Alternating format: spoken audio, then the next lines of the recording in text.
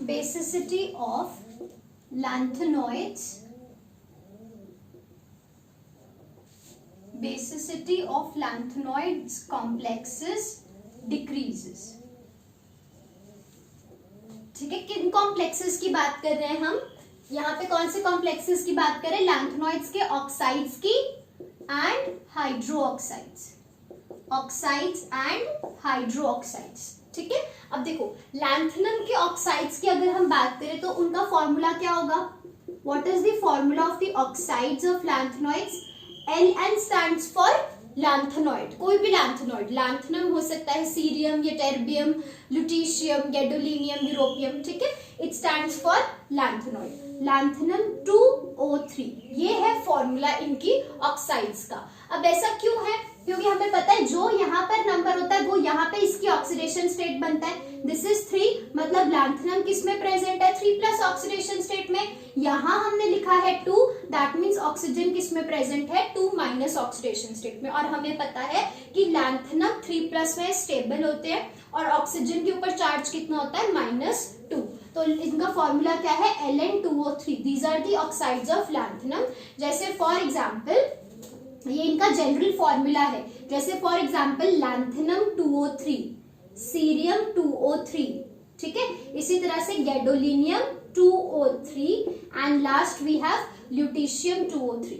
And इनकी hydroxides कैसी होंगी? इनकी हाइड्रोक्साइड्स का फॉर्मूला क्या होगा? हमें पता है हाइड्रोक्साइड्स जो है, लैंथेनम जो है that is stable in +3 oxidation state. तो जनरल फॉर्मूला क्या होगा? LnOH thrice. यहाँ पर 3 का मतलब क्या है कि यहाँ लैंथेनम की ऑक्सीडेशन स्टेट कितनी बनेगी? 3+. और लैंथेनम के बाहर यहाँ 1 लिखा है तो OH पे हमें पता है फॉर्मल चार्ज कितना होता है? -1. ठीक है, जो चीज आपका इधर लिखा होता है ना इस साइड पे, वो दूसरे का ऑक्सीडेशन स्टेट बनता है. यहाँ पे अगर 2 है तो ये इसका ऑक्सीडेशन स्टेट है. ठीक है, तो this is the formula of hydro oxides. जैसे for example we have lanthanum hydro oxide, we have cerium hydroxide, then you move on to half-filled gadolinium hydroxide and last we have lutetium hydroxide. तो हम क्या कह रहे हैं कि जो basicity है as you are moving from lanthanum to lutetium. ठीक है, जैसे जैसे आप लैंथेनम से ल्यूटीशियम मूव करते हो, from lanthanum to lutetium, the basicity will decrease. Basicity of this oxide will decrease. And यहाँ पे भी क्या है? Basicity of hydroxide will decrease.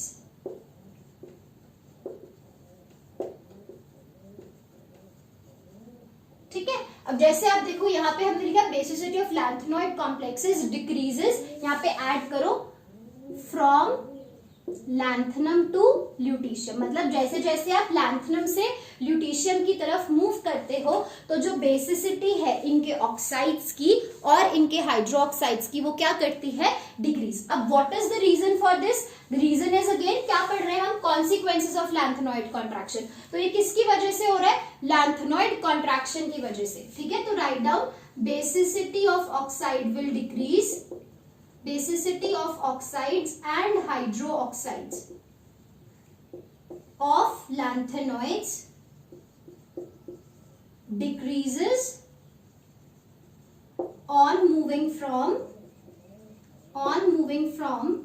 lanthanum to lutetium due to lanthanoid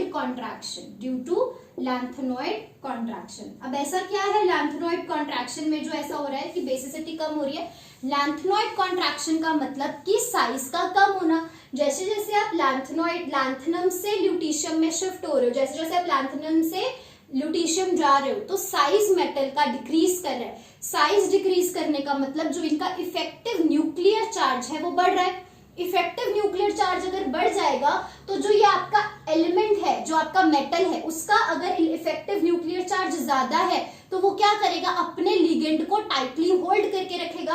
lanthanum से ल्यूटीशियम तक जाते जाते यहाँ पर जो मेटल है ल्यूटीशियम, उसका इफेक्टिव न्यूक्लियर चार्ज सबसे ज्यादा, अगर उसका इफेक्टिव न्यूक्लियर चार्ज सबसे ज्यादा है तो वो हाइड्रोक्साइड को अपने पास टाइटली होल्ड करके रखेगा, इजिली उस हाइड्रोक्साइड को रिमूव नहीं करेगा। अगर हाइड्रोक्साइड्स यहाँ से इजिली रिमूव नहीं होंगे तो बेसिसिटी क्या हो जाएगी, कम, क्योंकि बेसिसिटी क्या होता है, tendency to release hydroxide ions. ठीक है, तो ड्यू टू लैंथेनॉइड कॉन्ट्रैक्शन, तो लिखो कि since size decreases, since size decreases, effective nuclear charge increases, effective nuclear charge increases, because of which the tendency to release OH minus ions will decrease, hence basicity decreases। समझ ये बात आ गई होगी ना हमारे पास कि हमारे पास क्या है, साइज के कम होने से क्या होता है, इफेक्टिव न्यूक्लियर चार्ज मेटल का बढ़ जाता है। तो मेटल का इफेक्टिव न्यूक्लियर चार्ज बढ़ने का मतलब क्या है, वो अपने लिगेंड को, ऑक्साइड को, हाइड्रोक्साइड को अपने पास होल्ड करके रखेगा। जब वो अपने पास टाइटली होल्ड करके रखेगा तो वो इजीली उसे रिलीज नहीं करेगा। जब वो उसे इजीली रिलीज ही नहीं कर रहा हाइड्रोक्साइड को या ऑक्साइड को, तो वो क्या कर रहा है, उसको कम बेसिक बना रहा है सॉल्यूशन को, क्योंकि हाइड्रोक्साइड जितने ज्यादा रिलीज होंगे उतना ज्यादा सोल्यूशन क्या होगा, basic in nature. So first consequence of lanthanoid contraction is that the basicity of the lanthanoids complexes, oxides and their hydroxides decreases। ठीक है, नेक्स्ट हमारे पास क्या है, next write down the consequence of lanthanoid contraction that the size of 4D and 5D series, the size of 4D and 5D series becomes similar।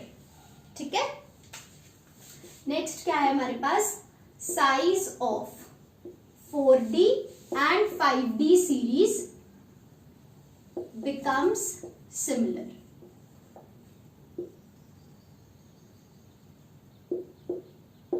ठीक है, अब size हमारे पास साइज 4D और 5D का सेम कैसे हो जाता है, देखो हमारे पास हम क्या करते हैं, इसको समझने के लिए पहले डी ब्लॉक बनाते हैं। डी ब्लॉक में 3D सीरीज है हमारे पास, scandium, titanium, vanadium, chromium, manganese, iron, cobalt, nickel, copper and zinc.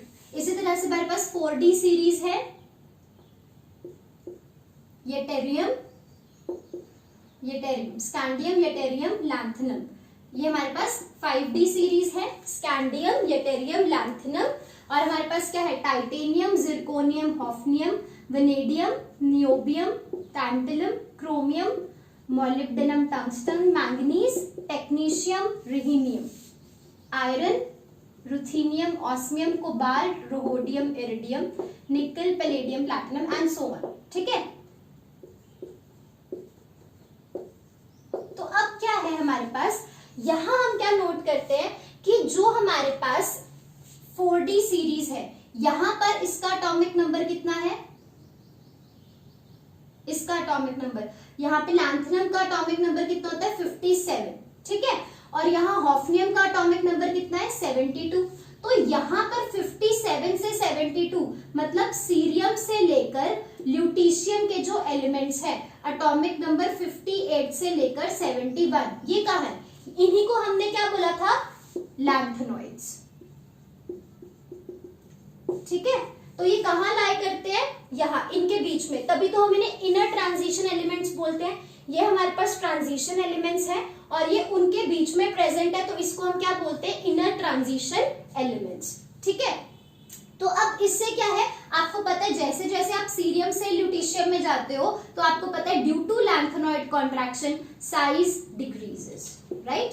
Size के डिक्रीज होने से क्या होगा, अब जब आप टाइटेनियम से जिरकोनियम में आते हो तो आपको पता है जब आप डाउन द ग्रुप जाते हो तो साइज तो इंक्रीज करेगा, तो हम एक्सपेक्ट कर कर रहे हैं कि टाइटेनियम से जिरकोनियम तक जब आप आते हो तो साइज इंक्रीज करता है, राइट। जब आप वनेडियम से नियोबियम में जाते हो, because of increase in the group number the size increases, right. तो हम यही चीज यहाँ भी एक्सपेक्ट करते हैं कि जब हम जिरकोनियम से हॉफनियम आएंगे, जब हम नियोबियम से टैंटलम आएंगे, या जब हम मॉलिब्डेनम से टंगस्टन आएंगे, तो साइज बढ़ना चाहिए। क्यों? क्योंकि अब ग्रुप नंबर क्या हो रहा है? Increase. Down the group size of the element increases. But ऐसा क्या होता है? साइज ऑफ 4D और 5D सीरीज बिकम्स सिमिलर। ऐसा क्यों होता है?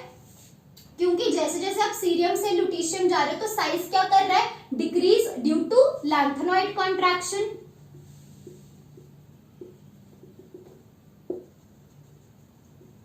है ना। तो अब जब यहाँ पर जो बीच में ये एलिमेंट्स यहाँ पे प्रेजेंट थे, उनका साइज कम हो गया, तो यहाँ पर सबका साइज क्या होता जाएगा? कम। जितना इनका साइज होना चाहिए था, जितना इनका एक्चुअल साइज होना चाहिए था, इन सबका साइज भी क्या हो जाता है? Small, because of lanthanoid contraction. तो उसकी वजह से जितना यहाँ पे इंक्रीज होना चाहिए था because of the increase in group number, उतना ही ये ऑलमोस्ट लगा लो डिक्रीज हो जाता है यहां से यहां आते वक्त ड्यू टू लैंथेनॉइड कॉन्ट्रैक्शन। जितना यहाँ पर एलिमेंट का साइज इंक्रीज होना चाहिए था फ्रॉम मॉलिब्डेनम टू टंगस्टन, जितना इंक्रीज होना चाहिए था, उतना ही यहाँ से इधर आते वक्त क्या हो जाता है? डिक्रीज। तो उस डिक्रीज और इंक्रीज की वजह से क्या होता है? ये जो आपका ओवरऑल साइज है वो सेम सा रहता है 4D और 5D सीरीज का। तो इसकी वजह से क्या होता है? Their properties are also similar, ठीक है। Because of this the properties of 4D and 5D series is almost similar, ठीक है। मतलब जो इनकी प्रॉपर्टीज है 4D और 5D सीरीज एलिमेंट्स की, वो सेम होती हैं, और 3D सीरीज की डिफरेंट होती हैं। जैसे कि 3D सीरीज एलिमेंट्स जो हैं, they are not so much stable in higher oxidation state as compared to 4D and 5D series, ठीक है। Like for example 4D and 5D series show higher oxidation state, ठीक है। इनके लिए higher oxidation state stable होती है, ठीक है। बट 3D सीरीज जो हमारे पास है, ऐसे तो मैंगनीज +7 में प्रेजेंट है, बट ये इसमें इतना ज्यादा स्टेबल नहीं होता, ठीक है। जैसे हमारे पास ऑस्मियम शो करता है +8 ऑक्सीडेशन स्टेट, ये किसका है? Iron, ruthenium, osmium. तो ऑस्मियम तो +8 ऑक्सीडेशन स्टेट में प्रेजेंट है, पर आयरन नहीं एग्जिस्ट करता, ठीक है। मैंगनीज +7 में प्रेजेंट तो होता है, बट इतना स्टेबल नहीं होता ये +7 ऑक्सीडेशन स्टेट में। इसके साथ में आपको हायर इलेक्ट्रोनेगेटिव एलिमेंट्स अटैच करने पड़ते हैं, तब जाके ये स्टेबल होता है, ठीक है। तो हमारे पास क्या है? They show higher oxidation state and are stable in high oxidation states, ठीक है। बट जो 3D सीरीज है वो नहीं दिखाते हैं इतने ज्यादा हायर ऑक्सीडेशन स्टेट, ठीक है, या वो कम दिखाते हैं, ठीक है। तो these are the consequences of lanthanide contraction. First, their basicity, हमने पढ़ा कि बेसिसिटी कॉम्प्लेक्सेस की डिक्रीज करती है, और दूसरा हमने पढ़ा साइज, जो साइज के डिक्रीज होने की वजह से, साइज जो है डिक्रीज होने की वजह से जो प्रॉपर्टीज है 4D और 5D सीरीज की, they become almost similar. Now next write down colour and electronic spectra. Colour and electronic spectra.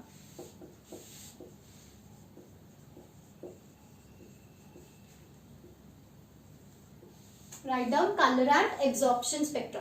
तो इसके लिए ना सबसे पहले तो हमें ये पता होना चाहिए कि जो हम बात करें कलर एंड इलेक्ट्रॉनिक स्पेक्ट्रा की, मतलब हम ये बात कर रहे हैं कि जो हमारे लैंथेनॉइड्स के कॉम्प्लेक्सेस हैं, they are coloured. But complexes में कलर क्यों आता है? जैसे हमने देखा है कि हमारे पास डी ब्लॉक में जो एलिमेंट्स हैं, ठीक है, डी ब्लॉक के जो कॉम्प्लेक्सेस हैं, जैसे फॉर एग्जांपल पोटेशियम फेरोसाइनाइड की अगर हम बात करें K4FeCN6, तो ये हमारे पास क्या है? ऑक्टाहेड्रल कॉम्प्लेक्स है। This is an octahedral complex and इस कॉम्प्लेक्स का कलर क्या है? ब्लू। तो ये कलर क्यों आता है कंपाउंड्स में? Compounds, why the compounds are coloured? तो there are many probable reasons for the colour of compounds, like for example in कुछ कॉम्प्लेक्सेस में ऐसा होता है कि जो हमारे पास डी ट्रांजिशंस हो सकते हैं, ठीक है, जैसे फॉर एग्जांपल डी ट्रांजिशंस हो सकती है कॉम्प्लेक्सेस में। जैसे फॉर एग्जांपल यहाँ पे आयरन की ऑक्सीडेशन स्टेट कितनी है, +2, that means iron is present in +2 oxidation state. D6 system है, D6 सिस्टम में हमारे पास क्या होगा, इस तरह से इलेक्ट्रॉन्स प्रेजेंट होंगे। अब डी ट्रांजिशन का मतलब क्या है, ये जो आपका इलेक्ट्रॉन है लाइट को एब्जॉर्ब करने पर क्या करे, Eg ऑर्बिटल में शिफ्ट कर जाए, इस तरह से, ठीक है। तो यहां पर हमारे पास क्या है, डी ट्रांजिशन हुई on the absorption of light, on the absorption of light, on the absorption of light electron is excited, ठीक है। अब क्या इलेक्ट्रॉन एक्साइट तो हो चुका, बट क्या करेगा, ये इलेक्ट्रॉन यहां पर स्टेबल नहीं होगा, ये दोबारा से नीचे आएगा। When it will fall back, जब ये वापस से यहाँ नीचे आएगा तो ये कलर को क्या करेगा, जो इसने लाइट को एब्जॉर्ब किया था तो वो क्या करेगा, उसकी कॉम्प्लीमेंट्री लाइट को एमिट करेगा, यहां से दोबारा से लाइट क्या होगी, रिफ्लेक्ट या एमिट, ठीक है। On the absorption of light electron is excited. When the excited electron, write down, when the excited electron falls back, it will emit light, it will emit light, h nu। अब देखो, अगर ये जो इसने light absorb किया, अगर वो visible region में लाई करता है, if it lies in visible region, तो जो लाइट ये एमिट करेगा वो भी विजिबल रीजन की ही करेगा, बट क्या करेगा, कॉम्प्लीमेंट्री। मतलब जब उसको इलेक्ट्रॉन को एक्साइट किया हमने,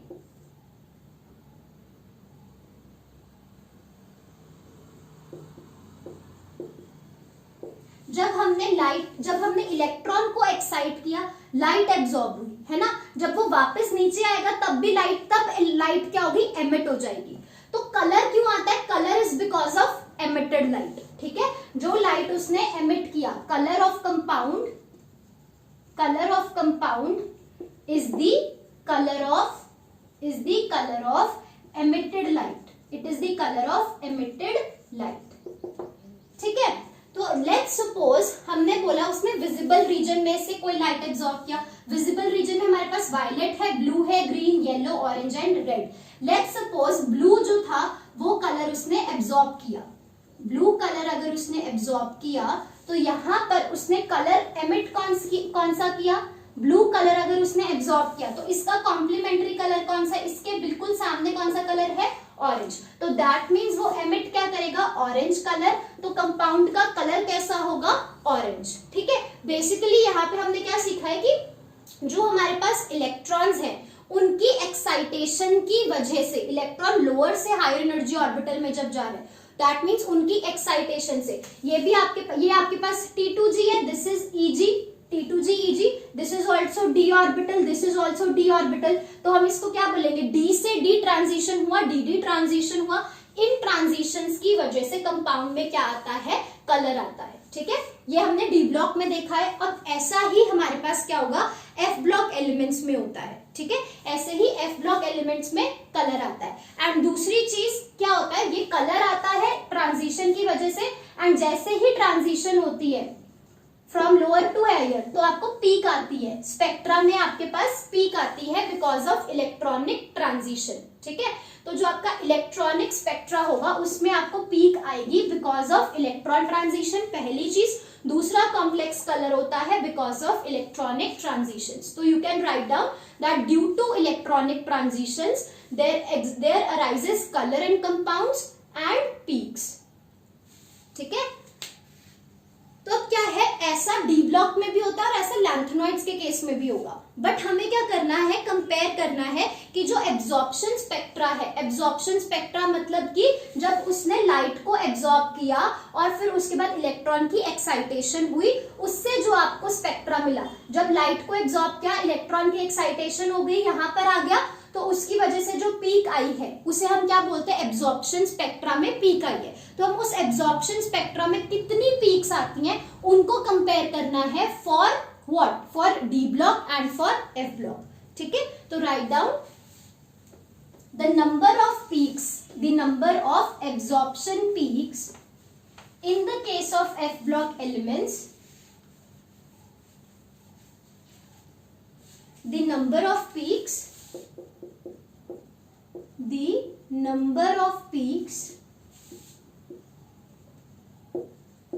in the absorption spectra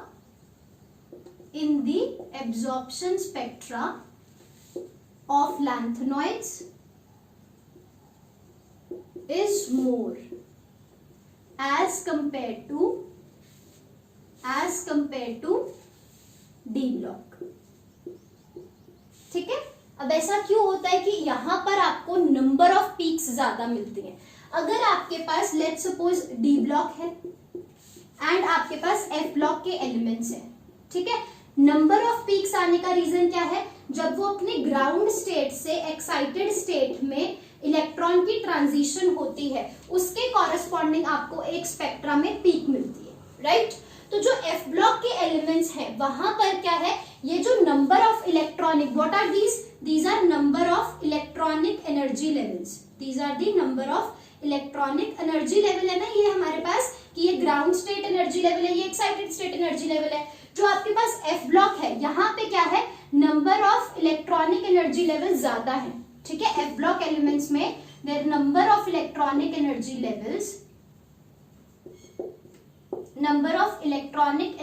levels are more, ठीक है. तो क्योंकि यहाँ पे number of electronic energy level ज्यादा है तो यहाँ पे इलेक्ट्रॉन की एक्साइटेशन ज्यादा हो सकती है, मोर नंबर ऑफ एक्साइटेशंस, है ना.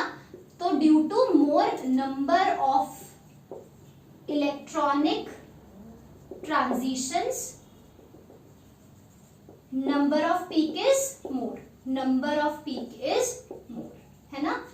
तो एफ ब्लॉक के केस में क्योंकि जो आपके पास इलेक्ट्रॉनिक एनर्जी लेवल्स हैं वो ज्यादा बनते हैं तो जो ट्रांजिशन होती है वो भी ज्यादा हो सकती है, और जितनी ज्यादा ट्रांजिशंस होंगी उतने ज्यादा पीक्स आएंगे. तो number of peaks in absorption spectra is more as compare to D block due to more number of electronic energy levels. ये आप लिख सकते हो ऐसे, ठीक है.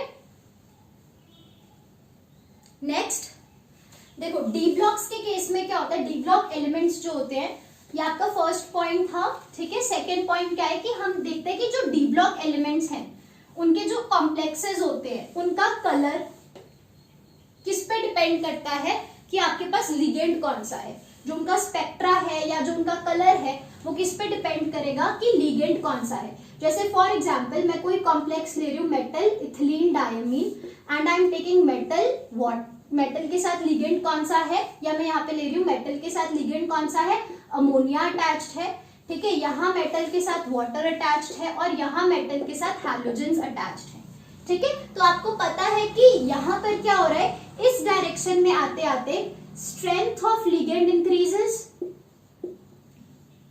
स्ट्रेंथ ऑफ लिगेंड इंक्रीज होने से क्या होता था वहां पर, क्रिस्टल फील्ड स्प्लिटिंग एनर्जी, है ना. जैसे जैसे लिगेंड की स्ट्रेंथ बढ़ती है क्रिस्टल फील्ड स्प्लिटिंग एनर्जी मतलब जो सेपरेशन है आपके T2G सेट में और EG सेट में वो बढ़ती है ना.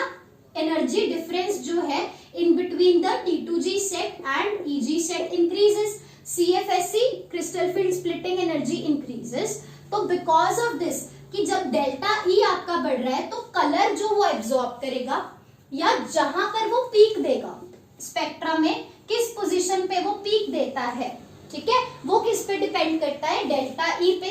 तो अगर आपका क्रिस्टल फील्ड स्प्लिटिंग लिगेंड के चेंज होने से, पहले फ्लोरीन था अब अमोनिया है, लिगेंड के चेंज होने से अगर हमारे पास डेल ई की वैल्यू चेंज होती है, डेल ई इंक्रीजेस,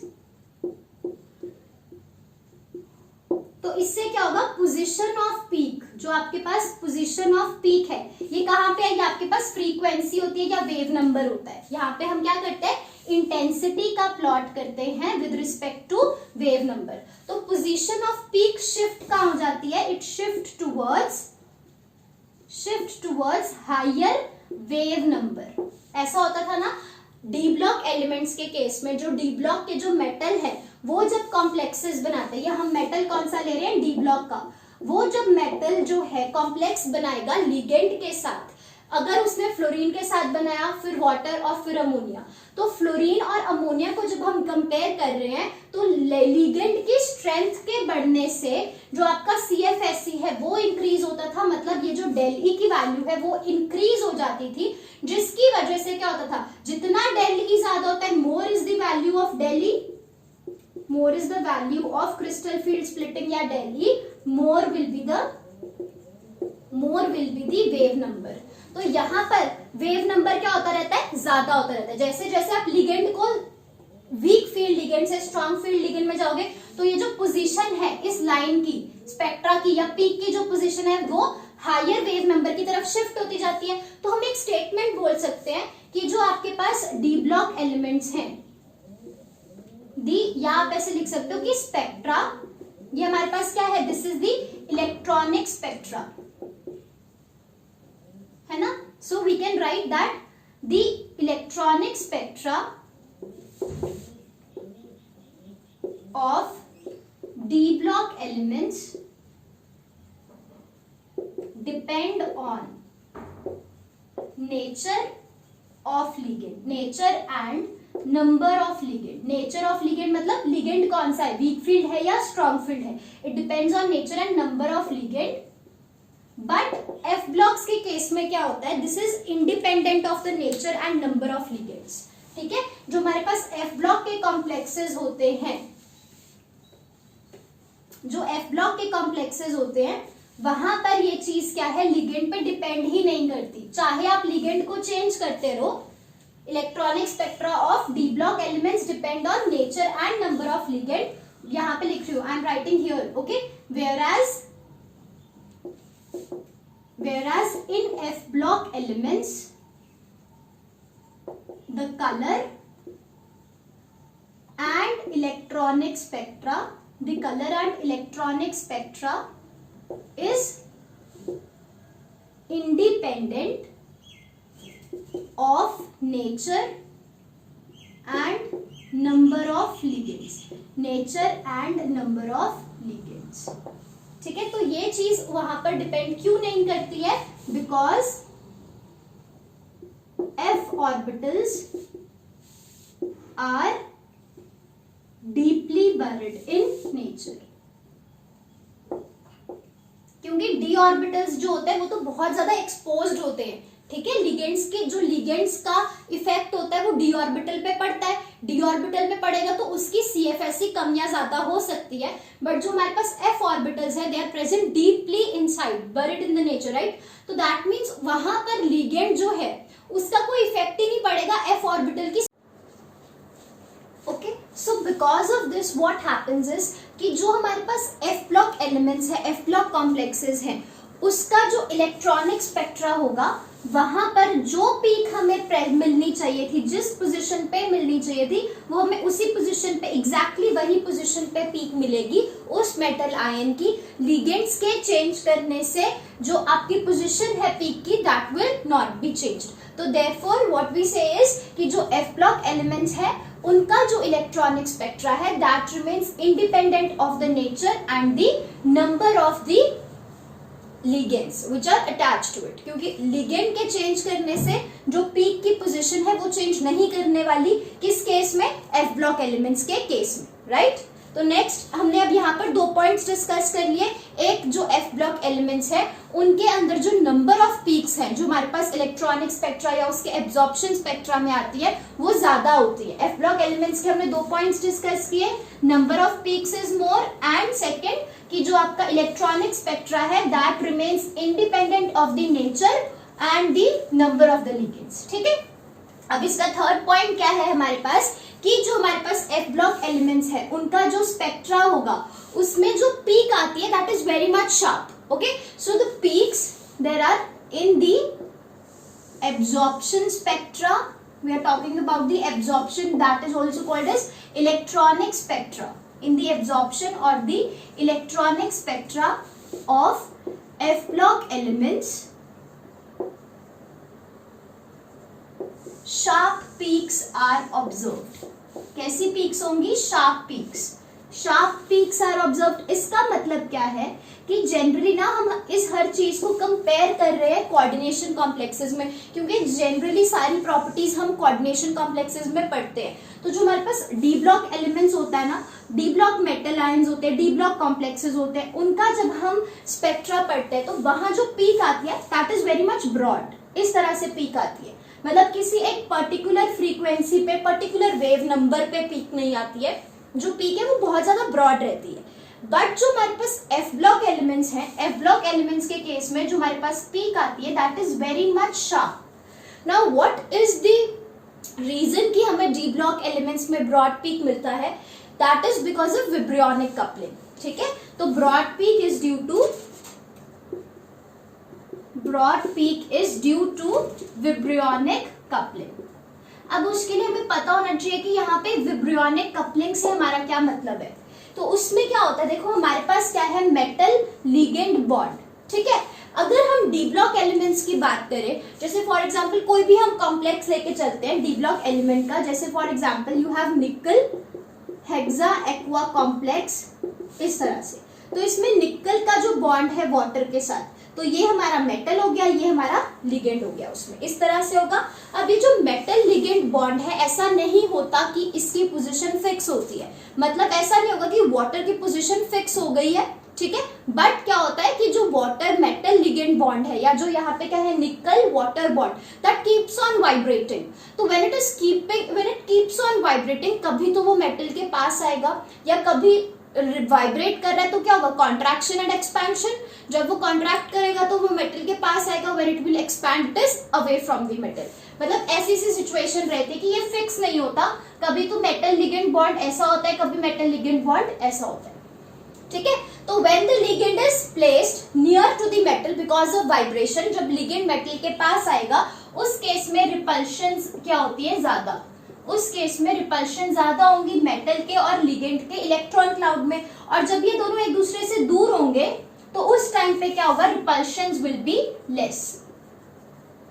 अब देखो इससे क्या फर्क पड़ता है, हमें पता है डी ब्लॉक एलिमेंट्स के केस में जो हमारे पास मेटल के ऑर्बिटल्स है, डी ऑर्बिटल, वो स्प्लिट करते हैं दो सेट्स में, T2G set and EG set. ठीक है, जिस और इनके बीच में जो एनर्जी गैप है, जितना एनर्जी गैप है, लेट्स सपोज यहाँ डेल ई एनर्जी गैप है इन दोनों के बीच में। ठीक है, जब लिगेंड पास आता है, रिपल्शन ज्यादा होती है, तो उस टाइम पे ये गैप भी ज्यादा होता है। ठीक है, तो दैट मीन्स यहाँ पर जब रिपल्शन ज्यादा है तो डेल ई की वैल्यू क्या होगी, ज्यादा। ठीक है, और जब रिपल्शन कम है तो ये स्प्लिटिंग भी क्या हो जाएगी, कम। स्प्लिटिंग कम होगी तो हम कह सकते हैं यहाँ डेल ई की वैल्यू क्या है, कम। ठीक है, अब जो आपको पीक मिल रहा है वो किस पे डिपेंड करता है, डेल ई पे, मतलब कितनी स्प्लिटिंग है। अगर स्प्लिटिंग ज्यादा है तो आपको, ये आपके पास वेव नंबर है, इस डायरेक्शन में value of wave number increase करेगी। अगर लिगेंड आपका वाइब्रेट कर रहा है, कभी तो वो पास होगा मेटल के, उस टाइम पे रिपल्शन ज्यादा होगी, उस टाइम पे स्प्लिटिंग ज्यादा होगी, तो डेल ई की वैल्यू ज्यादा होगी। अगर डेल ई की वैल्यू ज्यादा होगी तो जो आपको वेव नंबर है जहां पीक मिलेगी वो भी ज्यादा होगी। लेट्स सपोज यहाँ पर, क्योंकि यहाँ पे अगर आपके पास वेव नंबर है तो इस साइड पे वैल्यू इंक्रीज कर रही है और इस साइड पे वैल्यू डिक्रीज कर रही है। जब रिपल्शन, जैसे ही वो लिगेंड एक्सपैंड करेगा, मेटल लिगेंड बॉन्ड एक्सपैंड करेगा, लिगेंड दूर हो जाएगा मेटल से, उस टाइम पे रिपल्शंस कम होंगी। रिपल्शंस कम होंगी तो हमारे पास डेल ई की वैल्यू डिक्रीज हो जाएगी, स्प्लिटिंग की वैल्यू डिक्रीज हुई, तो उस टाइम पे वेव नंबर हमें कुछ यहाँ पे आके मिलेगा।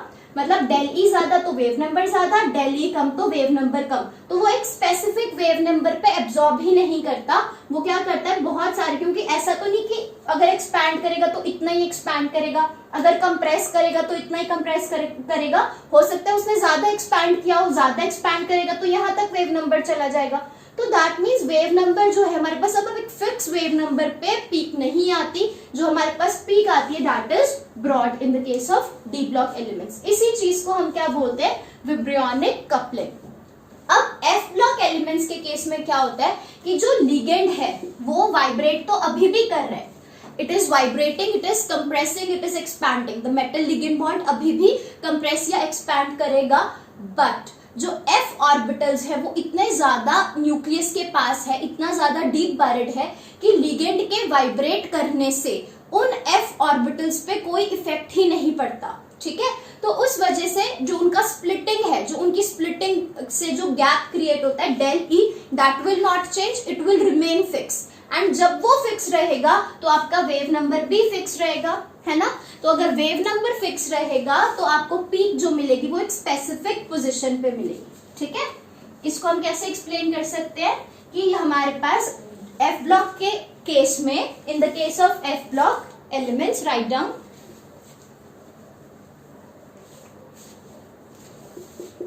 in the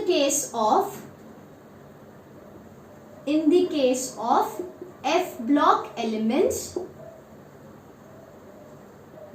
there is no effect of vibrionic coupling. No effect of vibronic coupling, मतलब लिगेंड के एक्सपेंशन या कॉन्ट्रैक्शन से एफ ऑर्बिटल्स की स्प्लिटिंग चेंज नहीं करती। This means that due to metal ligand vibration the splitting of F orbitals, that means किसकी बात कर रहे हैं, डेल ई की, does not change, hence sharp peak is observed, ठीक है। तो हमने 3 पॉइंट्स कर लिए। एक, पहला कि जो एब्जॉर्प्शन स्पेक्ट्रा है, इलेक्ट्रॉनिक स्पेक्ट्रा है एफ ब्लॉक एलिमेंट्स का, उसमें नंबर ऑफ पीक्स हमें ज्यादा मिलती है। दूसरी चीज हमने क्या पढ़ी कि जो हमारे पास इसका स्पेक्ट्रा होगा उसमें हमारे पास जो पीक आएंगी वो कैसी होंगी, they will be sharp, they will not be broad. क्यों? क्योंकि हमारे पास जो मेटल लिगेंड बॉन्ड है उसका वाइब्रेट करने से एफ ऑर्बिटल पे कोई भी इफेक्ट नहीं पड़ता। और हमने क्या पढ़ा कि जो हमारे पास लिगेंड की नेचर और उसके नंबर, इन चीजों पे एफ ब्लॉक एलिमेंट्स का एब्जॉर्प्शन स्पेक्ट्रा डिपेंड नहीं करता। एफ ब्लॉक एलिमेंट्स में colour and electronic spectra is independent of the nature and the number of the ligands, ठीक है। Next, the colour of the compounds, ठीक है। अब जैसे हम डी ऑर्बिटल्स में पढ़ते हैं कि जो हमारे पास डी ऑर्बिटल्स है वो स्प्लिट करते हैं किसमें, T2G सेट में और EG सेट में। यहाँ हमारे पास क्या होता है, 3 orbitals, 2 orbital, this is XZ, YZ and ZX। यहाँ पे क्या है, DX² minus Y² and DZ², ठीक है। इसी तरह से क्या होता है, और मैंने आपको बताया कि कलर किसकी वजह से आता है कंपाउंड्स में, DD ट्रांजिशन की वजह से। जब यहाँ से एक इलेक्ट्रॉन एक्साइट होके कहाँ जाएगा, अपर ऑर्बिटल में, है ना। उन चीजों की मतलब DD ट्रांजिशन से कलर आता था डी ब्लॉक एलिमेंट्स के केस में।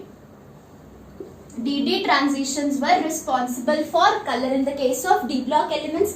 Similarly, F block elements में color क्यों आता है, because of FF transitions। जैसे D orbitals में splitting होती है वैसे ही हमारे पास क्या है, F orbitals में भी splitting होती है, ठीक है। कैसी ऑर्बिटल्स हम आते हैं, हम जैसे D orbitals कैसे बनाते हैं, इस तरह से बनाते हैं। 5 ऑर्बिटल्स होती है हमारे पास D, F orbitals कितनी होती है हमारे पास, 7 F ऑर्बिटल्स होते हैं, ठीक है। तो ये 7 हम कैसे बनाएंगे, 1, 3 एंड 3, इस तरह से। तो सबसे लोअर वाली हमारे पास क्या होती है, FXYZ, ठीक है। जैसे हमारे पास डी ऑर्बिटल्स का नेम है वैसे ही एफ ऑर्बिटल्स के ये मैं नेम लिख रही हूँ, ठीक है। यहाँ पे हमारे पास कौन सी ऑर्बिटल्स होती हैं, FX Y² माइनस Z², ये एक ऑर्बिटल है। उसके अलावा आपके पास क्या होगी, Y Z² minus X² and we have FZ X² minus Y², and lastly you have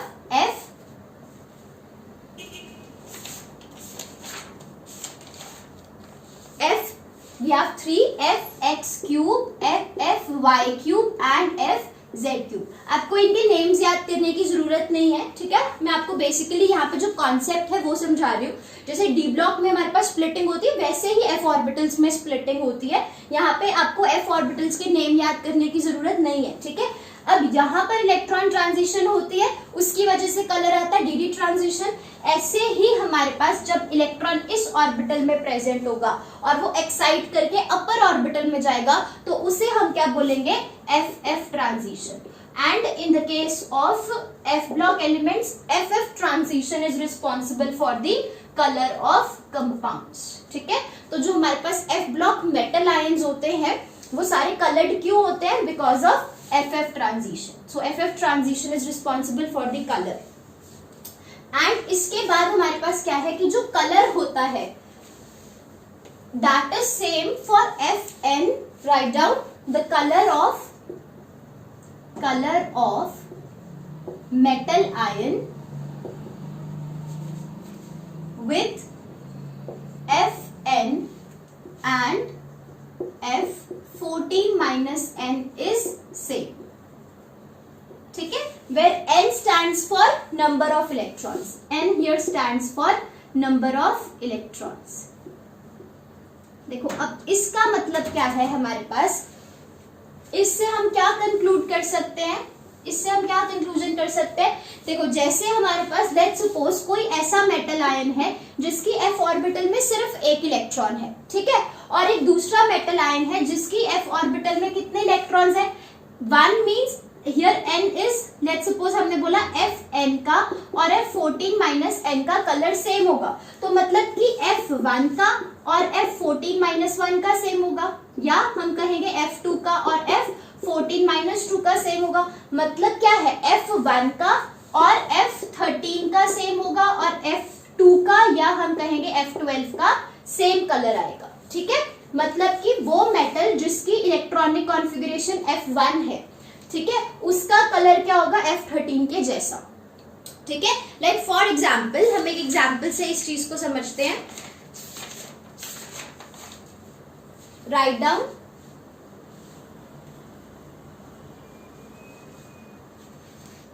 प्रेजोडाइनियम 3+। तो हम पहले चेक करते हैं कि प्रेजोडाइनियम 3+ एंड हमारे पास क्या है, थूलियम 3+। तो सबसे पहले तो चेक करो इनकी इलेक्ट्रॉनिक कॉन्फ़िगरेशंस क्या है, प्रेजोडाइनियम एंड थूलियम 3+ की। So we have electronic configuration for praseodymium and thulium 3+, ये इलेक्ट्रॉनिक कॉन्फ़िगरेशन होगी। अब इसमें देखो, अगर यहाँ पे 4f2 इलेक्ट्रॉन्स है तो यहाँ पे कितने, 4f14 minus 2 that is 4f12। तो अब जो कलर प्रेजोडाइनियम का होगा वही इसका कलर होगा। ठीक है, तो दोनों का कलर कैसा है, सिमिलर। इसका अगर ग्रीन कलर है तो इसका पेल ग्रीन कलर है। ठीक है, ऐसा क्यों होता है, क्योंकि इनके अंदर number of unpaired electron is same. ठीक है, this is due to same number of unpaired electrons.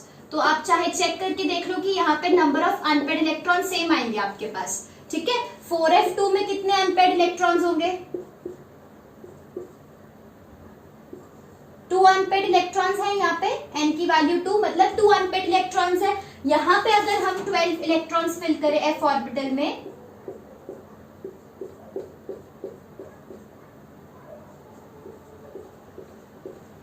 अब मैंने यहाँ पे f ऑर्बिटल्स में 12 इलेक्ट्रॉन्स फिल किए, बट यहाँ पे नंबर ऑफ अनपेयर्ड इलेक्ट्रॉन्स कितना है, अभी भी 2। तो जो हमारे पास क्या है, Fn है और F14 माइनस n है, उसमें दोनों में क्या होता है, number of unpaired electron same होते हैं, जिनकी वजह से इन कंपाउंड्स, इन मेटल आयंस का कलर भी क्या हो जाता है, सेम।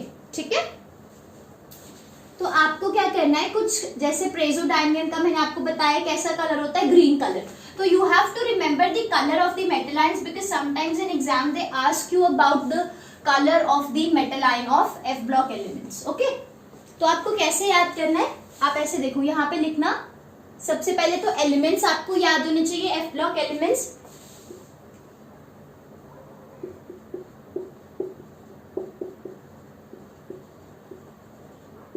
ठीक है, अब देखो आपको याद है लैंथनम क्या है हमारे पास, पहला एलिमेंट है एफ ब्लॉक का, वहां से आप स्टार्ट करोगे। गैडोलिनियम क्या होता है, बिल्कुल मिडल में, हाफ फील्ड इलेक्ट्रॉनिक कॉन्फ़िगरेशन जब आपकी आ जाती है 4f7 5d1 6s2, यहां तक आपने स्टॉप करना है, यहां तक लिख के उसके बाद आपने क्या करना है, यहां से स्टार्ट करना है। गैडोलिनियम के साथ दोबारा गैडोलिनियम रिपीट पे लिखो, ठीक है। उसके बाद जो गैडोलिनियम के एलिमेंट्स हैं वो आपने नीचे से ऊपर जाते वक्त लिखने हैं, ठीक है।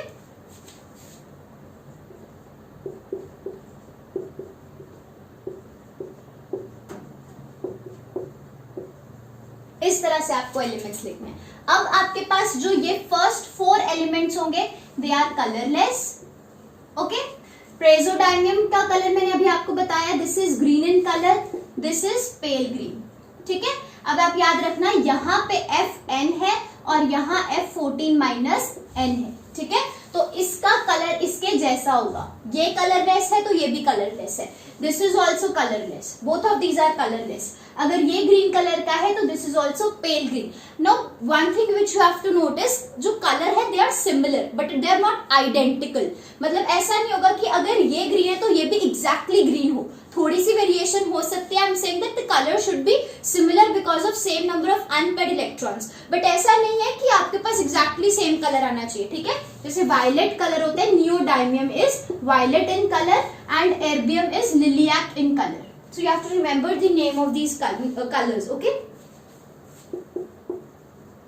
ये आपके पास pink, this is yellow.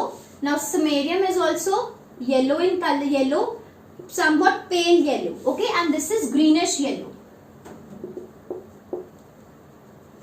And europium is pink and terbium is also pink in colour. ये आपके पास सेम है, गैडोलिनियम ये आपका सेम ही मेटल आयन है, मैंने इसलिए आपको इस तरह से लिख के दिया है बिकॉज ये इनके सामने यही वाला एलिमेंट आएगा, ठीक है। तो ये दोनों सेम ही है, गैडोलिनियम इज कलरलेस, ठीक है। ये याद करने के लिए मैंने आपको एक ट्रिक बताई है कि आप एलिमेंट्स को इस तरह से याद करना कि आपके पास इस ऑर्डर में लिखोगे ना, जब आप लैंथनम से लेके हाफ फिल्ड गैडोलिनियम तक, फिर से गैडोलिनियम एक बार रिपीट पे लिख के उसके बाद जो एलिमेंट्स हैं वो आपको नीचे से ऊपर वाली डायरेक्शन में लिखने हैं। तो उससे क्या होगा, Fn के सामने F14 माइनस n ही आएगा नेचुरली, तो उसकी वजह से आप ऐसे इजीली याद कर सकते हो कि प्रेजोडाइमियम और ठूलियम का कलर दोनों का क्या होता है, पेल ग्रीन, ठीक है। ऐसे ही हमारे पास ये है पिंक, दोनों का इनका पिंक ही है कलर, ये इजीली याद हो जाएगी लाइन, ये भी इजीली याद हो जाएगी, ठीक है। इन दोनों का आप याद कर लेना, that's it, okay. So you have to remember that which colour. अब अच्छा, उसके बाद आपको क्या याद रखना है, रीजन कि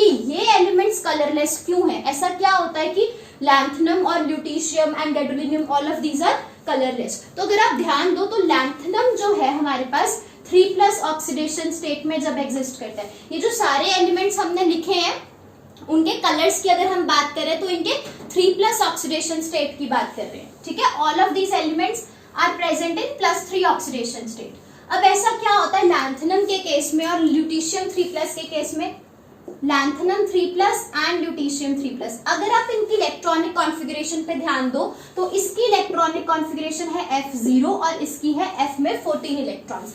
जब F में 0 इलेक्ट्रॉन्स होंगे तो अगर हम इनकी स्प्लिटिंग करें इस तरह से होगी। मैंने क्या बोला था कि colour arises because of electronic transitions. अब जब ऑर्बिटल्स में इलेक्ट्रॉन ही नहीं है तो no electronic transition is possible,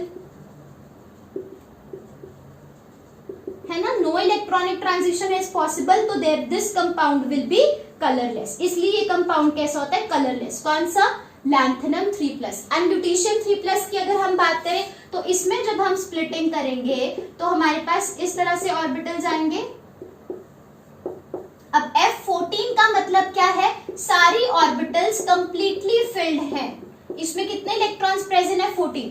तो अब अगर इलेक्ट्रॉन ट्रांजिशन करवाना है नीचे वाले ऑर्बिटल से ऊपर वाले ऑर्बिटल में, तो एटलीस्ट ऊपर वाला ऑर्बिटल एम्प्टी होना चाहिए ना, वहां पे एटलीस्ट एक इलेक्ट्रॉन को अकोमोडेट करने की स्पेस होनी चाहिए। यहाँ पे सारी ऑर्बिटल्स फिल्ड हैं, है ना, तो फिर ये कंपाउंड भी क्या हो जाएगा, कलरलेस। क्यों, क्योंकि colourless due to no electronic transition possible, no electronic transition possible,